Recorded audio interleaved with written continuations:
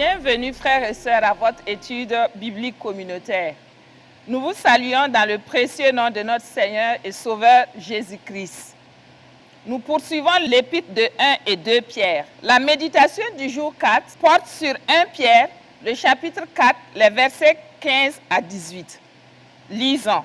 Que nul de vous, en effet, ne souffre comme meurtrier, comme voleur ou malfaiteur, ou comme s'ingérant dans les affaires d'autrui.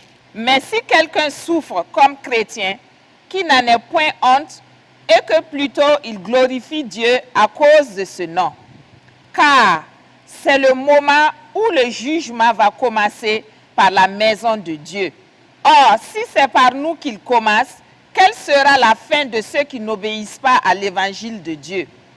Et si le juste se sauve avec peine, que deviendront l'impie et le pécheur? Et le thème qui se dégage et que nous vous proposons est le temps du jugement. Notre méditation s'articulera autour de 4 questions. La première question que nous pouvons nous poser est celle-ci.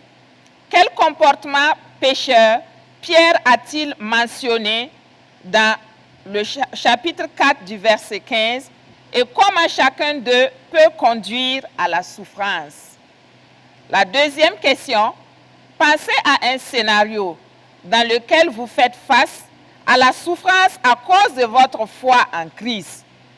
Que vous apprennent ces versets qui pourraient vous aider à avoir une bonne réaction face à une telle épreuve. La troisième question, selon Ésaïe, le chapitre 38, les versets 10 à 11, pour quelle raison le jugement commence-t-il par le peuple de Dieu?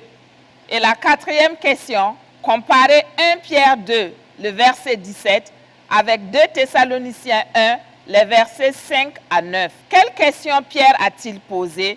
Et d'après les versets de 2 Thessaloniciens, quelle est la réponse de Dieu?